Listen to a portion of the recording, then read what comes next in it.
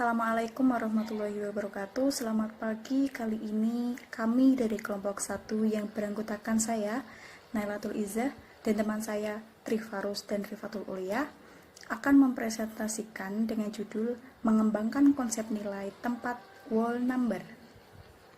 Pada penormalan basis 10, kumpulan puluhan dapat dianggap sebagai satu ikatan.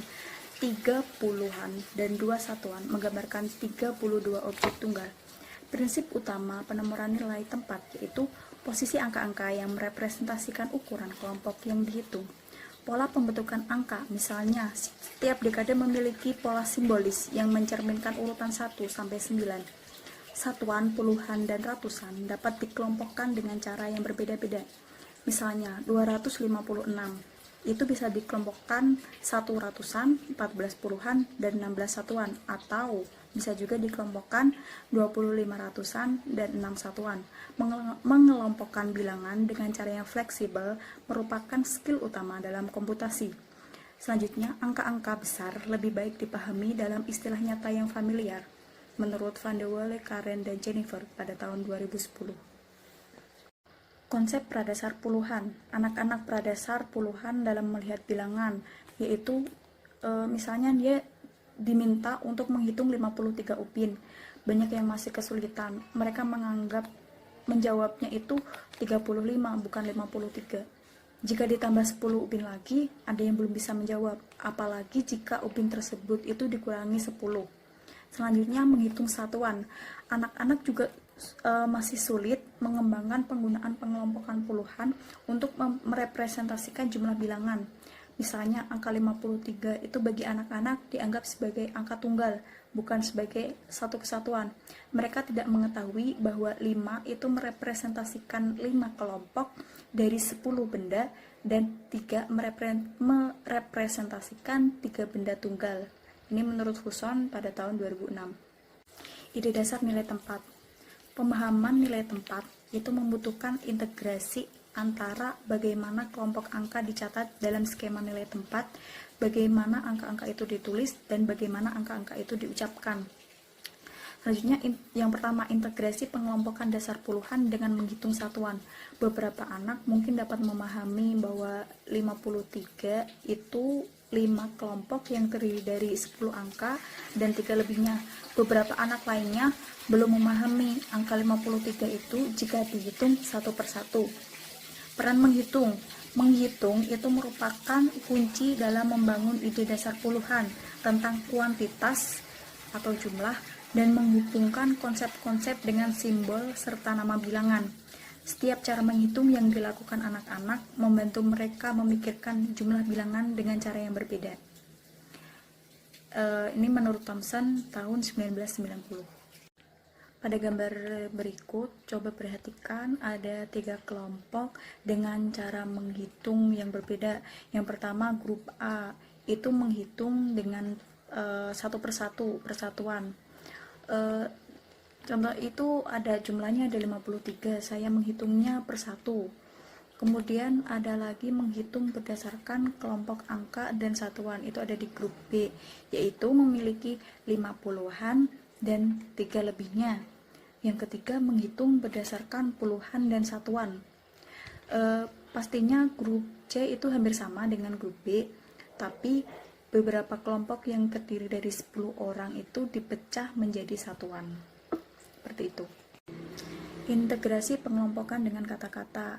Cara mengucapkan angka 53 harus dihubungkan dengan konsep pengelompokan puluhan. 53 itu dapat diucapkan 50-an dan 3. Bisa juga 50-an dan 3 orang, atau bisa juga 50-an dan 3 satuan. Bahasa basis puluhan harus digunakan guru pada kelas 2 atau lebih tinggi daripada yang penghitung persatuan, bahkan pada preferensi standar nama bilangan secara lisan. Selanjutnya, integrasi pengelompokan dengan notasi nilai tempat. Coba perhatikan gambar. Konsep dasar puluhan, pengelompokan digunakan untuk mewakili kuantitas jumlah. Perhitungan itu ada bisa satu persatu berdasarkan kelompok dan satuan, berdasarkan puluhan dan satuan. Nama lisannya 33 dan nama tulisannya ditulis 5 dan 3, angka 5 dan 3.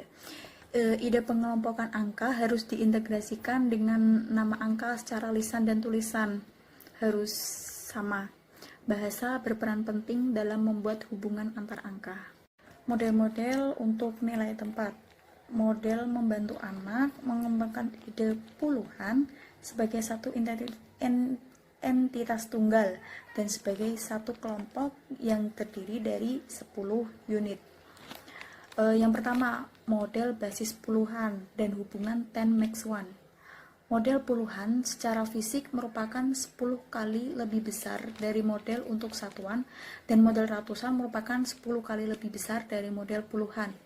Model basis puluhan dapat dikategorikan sebagai model yang dapat dikelompokkan dan model yang dikelompokkan sebelumnya. Itu gambar di sebelah kiri ada groupable. Groupable itu model yang dapat dikelompokkan, dan di sebelah kanan itu ada pre-groupable. Itu maksudnya model yang dikelompokkan sebelumnya. Dari sana dilihat bahwa puluhan itu perhitungan manual yang ditempatkan di dalam cangkir, bundelan tongkat, dan batang kubus. Dan ratusan itu merupakan 10 cangkir, bundelan tongkat, dan batang kubus. Satu cangkirnya itu terdiri dari 10 unit, 10 barang. Selanjutnya di sebelah kanan itu ada pre-groupable, model yang dikelompokkan sebelumnya. Misalnya strip dan kotak itu sudah dikelompokkan sebelumnya. Terus blok basis puluhan dan kartu bingkai kecil. Model selanjutnya yaitu model non-proporsional. Model ini hanya bisa digunakan siswa jika siswa tersebut itu sudah memahami 10 barang atau 10 unit itu sebagai 10. Sudah memahami konsep pemahaman tentang numerasi dan membutuhkan penguatan lebih dalam mengembangkan konsep matematika lainnya. Mereka membutuhkan komputasi yang lebih canggih. Mereka tidak mau menggunakan perhitungan dengan cara yang sederhana, menggunakan kacang, kubus, dan lainnya, karena mereka menganggap itu alat perhitungan untuk adik kelasnya. Model seperti ini itu biasanya seperti uang kalau di Amerika itu ada namanya 1 dim. 1 dim itu ada 10 sen, dan di 100 sen itu sama dengan $1, seperti itu. Mengembangkan konsep basis puluhan, ada beberapa aktivitas mengelompokkan yang bisa dilakukan. Yang pertama, menghitung suatu kelompok. Di sini anak diberi kantong yang berisi kubus kecil dan disuruh menghitung jumlah kubus kecil yang terdapat dalam kantong. Selanjutnya, anak diminta untuk membuat pengelompokan benda di dalam ruangan dan menghitung jumlah bendanya. Aktivitas kedua itu mengelompokkan 10 benda. Anak diberi beberapa kantong dan diberi tusuk gigi, kancing, kacang, kubus kecil, dan yang lainnya. Kemudian anak tersebut itu diminta untuk menghitung dan mencatat jumlah masing-masing benda dan memasukkan beberapa benda tersebut untuk dikelompokkan. Satu kantong itu harus diisi 10 benda. Pengelompokan tersebut dilakukan sebanyak mungkin dan dicatat dalam bentuk kata-kata. Pencatatannya seperti gambar di bawah ya. Aktivitas ketiga yaitu memperkirakan kelompok puluhan dan satuan. Yang pertama, siswa membuat ukuran panjang untuk mengukur, untuk alat mengukurnya. Yang kedua, siswa membuat beberapa kelompok yang terdiri dari 10 barang, misalnya kubus kecil atau tusuk gigi. Siswa meletakkan 10 barang tersebut secara memanjang, seperti yang dibuat tadi. Kemudian, siswa memperkirakan berapa banyak kelompok puluhan yang terbentuk, yang menurutnya sesuai panjangnya dengan panjang yang mereka tuju. Siswa menghitung satu persatu dan juga dikelompokkan dalam puluhan. Aktivitas ini dapat membantu anak untuk berpikir tentang kuantitas sebagai pengelompokan puluhan.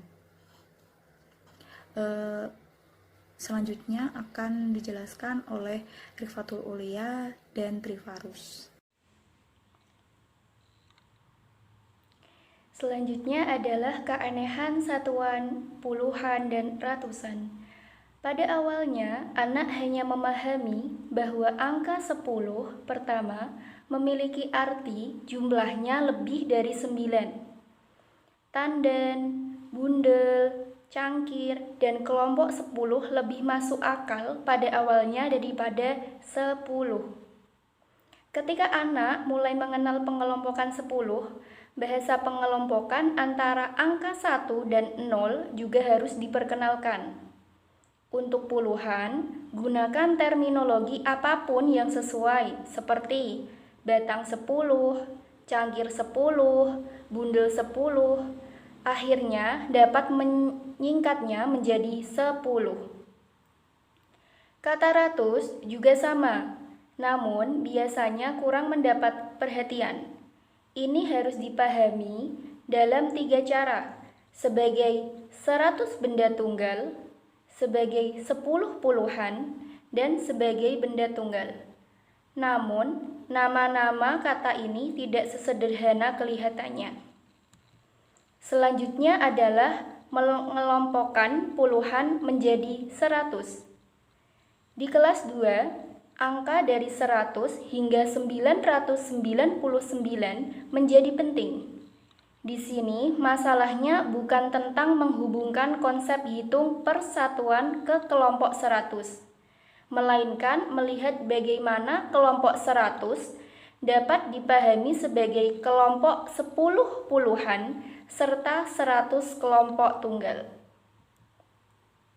Nah, di bagian ini, kami mengilustrasikan pada gambar yang menunjukkan bagaimana 10 kotak dari 10 dapat disatukan menjadi 100. Nah, ini yang menjadi masalah jika anak kurang memahami konsep ini. Sebagai cara untuk memperkenalkan ratusan sebagai kelompok yang terdiri dari 10 puluhan dan juga 100 satuan. Setelah anak memiliki pengalaman yang cukup dengan materi yang telah dikelompokkan sebelumnya, notasi semi abstrak, titik, tongkat, dan persegi dapat digunakan untuk merekam satuan, puluhan, dan ratusan. Di kelas 3, anak-anak dapat menggunakan kotak kecil untuk ratusan. Cara ini dapat menjadi sarana memberitahu anak materi apa yang perlu diterapkan untuk menyelesaikan masalah dan cara anak mencatat hasil. Selanjutnya, cara menghitung ratusan, puluhan, dan satuan secara terpisah. Sebagaimana contoh 478, di mana 8 adalah satuan, 7 adalah puluhan, dan 4 adalah ratusan. Angka 8 pada bilangan 478 menempati tempat satuan. Angka 7 pada bilangan 478 menempati tempat puluhan, dan angka 4 pada bagian bilangan 478 menempati tempat ratusan. Selanjutnya adalah nama bilangan dan lambang bilangan. Yang pertama, nama angka 2 digit. Coba perhatikan penulisan angka di bawah ini. 47.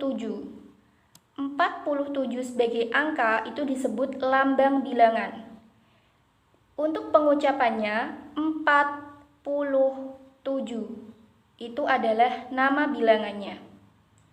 Menuliskan bilangan dapat menggunakan abjad, berarti menulis nama bilangan. Menulis bilangan dengan menggunakan angka, berarti menulis lambang bilangan. Menentukan puluhan dan satuan menggunakan jari. Langkah pertama, tanyakan kepada siswa, bagaimana siswa dapat memperlihatkan angka 6 atau jumlah yang lainnya yang kurang dari 10 dengan menggunakan jari. Lalu tanyakan kembali bagaimana anak bisa menunjukkan 38 jari. Nah, beberapa anak akan mengetahui bahwa setidaknya dibutuhkan 4 anak. Nah, sejajarkan 4 anak dan mintalah 3 anak untuk mengangkat 10 jari dan anak terakhir 8 jari.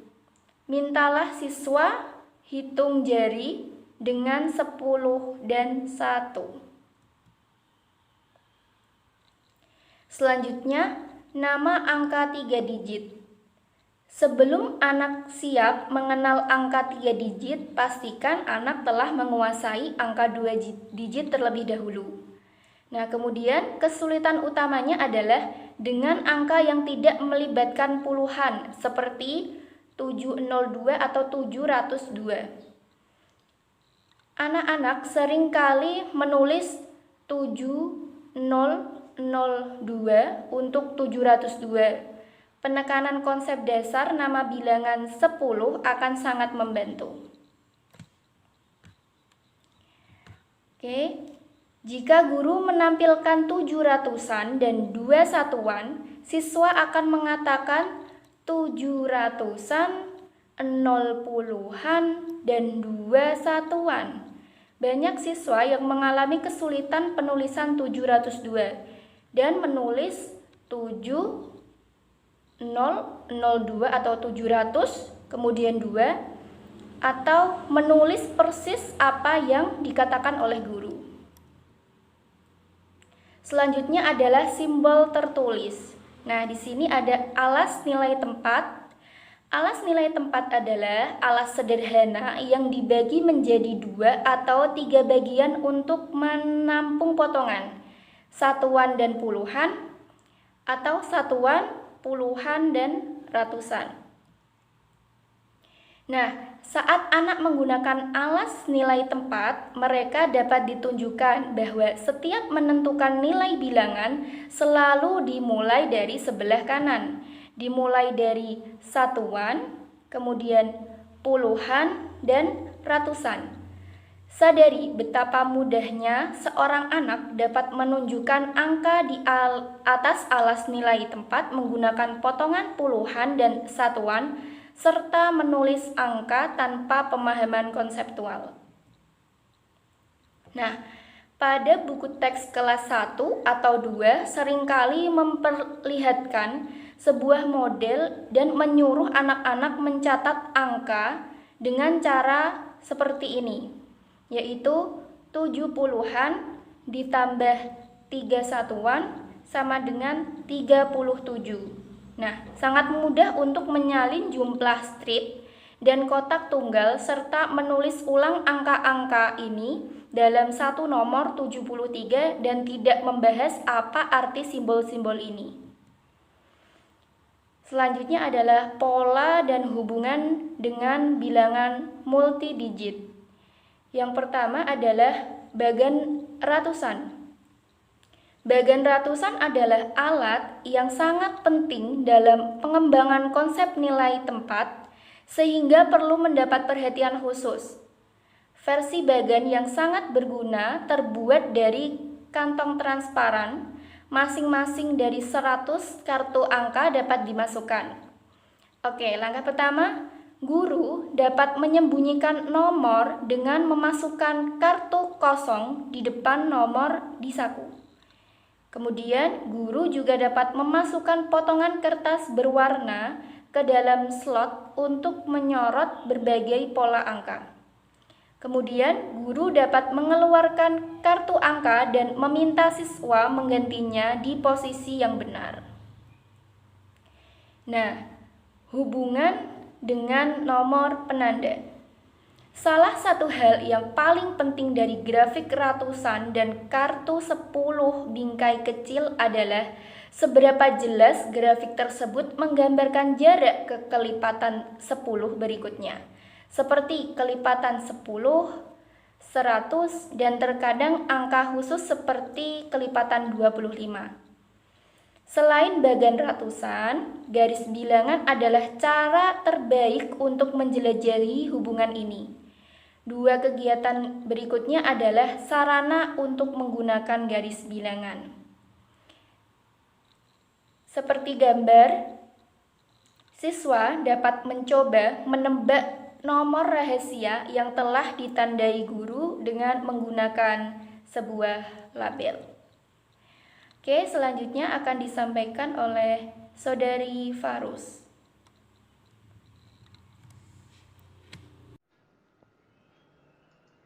Nah, slide selanjutnya adalah kita akan membahas tentang bagian lain dari 100.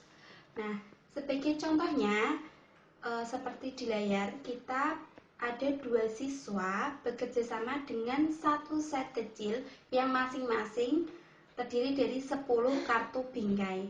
Nah, bisa dilihat di gambar, ada beberapa set kecil yang masing-masing terdiri dari 10 bingkai. Nah, nanti siswa akan mencapai angka 100. Nah, bisa disesuaikan dengan per set kecilnya. Nah, di sini siswa bergiliran membuat bilangan asli dari angka 1, 2, 3, dan seterusnya. Pasangan yang kompatibel atau pasangan yang serasi. Nah, di sini siswa mencari pasangan yang kompatibel dapat dilakukan sebagai tindakan keaktifan sehingga kelas menjadi aktif namun tetap terkendali. Nah, di sini ada 4 kemungkinan tingkat kesulitan yang berbeda. Bisa dilihat di gambar tersebut, ada salah satunya contoh kita membuat bilangan sampai 50, bilangan sampai 500, bilangan 100, dan bilangan 1000. Nah, misalkan bilangan 50, angka berapa sih? Berapa dengan berapa ya penjumlahannya? Bila kita dapat menjumlahkannya sampai 50 dan seterusnya.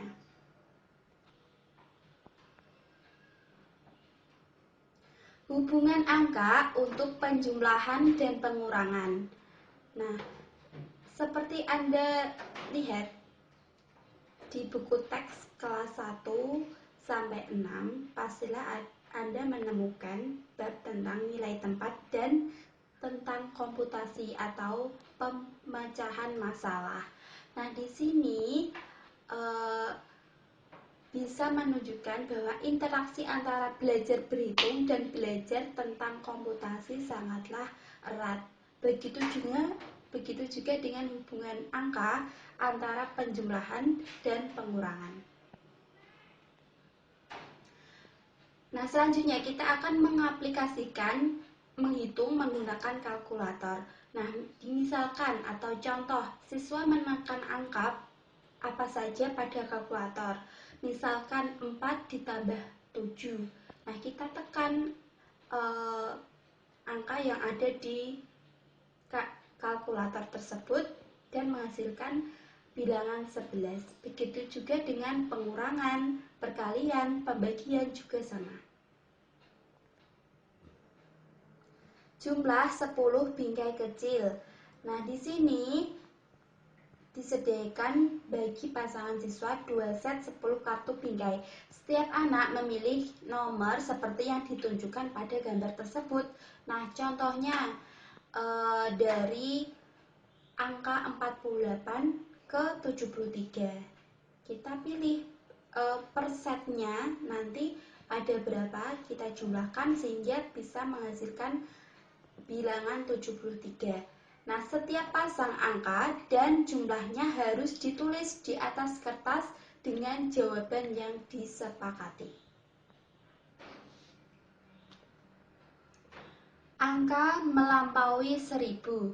Agar anak-anak memiliki konsep angka yang baik melebihi 1000, ada ide konseptual yang telah dikembangkan.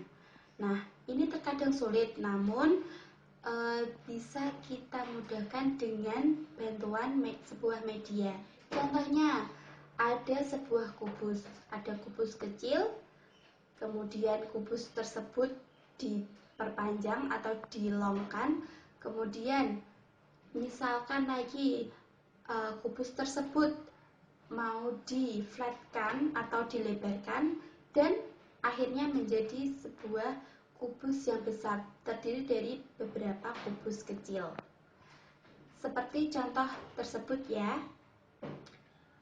Nah, selanjutnya adalah memperluas sistem nilai tempat. Nah, di sini ada dua gagasan penting dikembangkan untuk angka 3 digit harus diperluas ke jumlah yang lebih besar. Pertama, kelompok ide harus digeneralisasikan atau dipadukan, artinya 10 dalam posisi apapun membuat satu hal di posisi berikutnya dan sebaliknya. Kedua, pola lisan dan tulisan untuk bilangan 3 digit digandakan dengan cara setiap 3 digit ke kiri.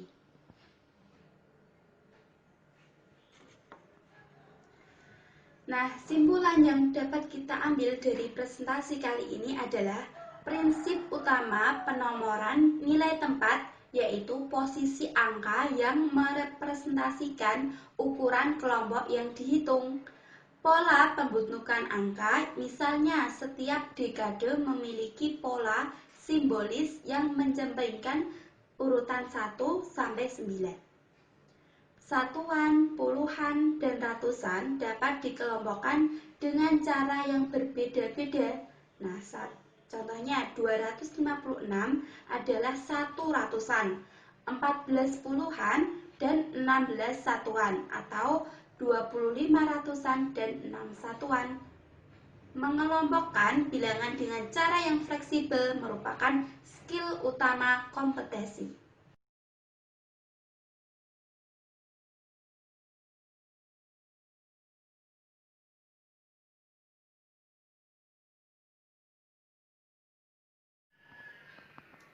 Sekian presentasi dari kelompok 2. Kurang lebihnya kami mohon maaf. Akhirul kalam, wassalamualaikum warahmatullahi wabarakatuh.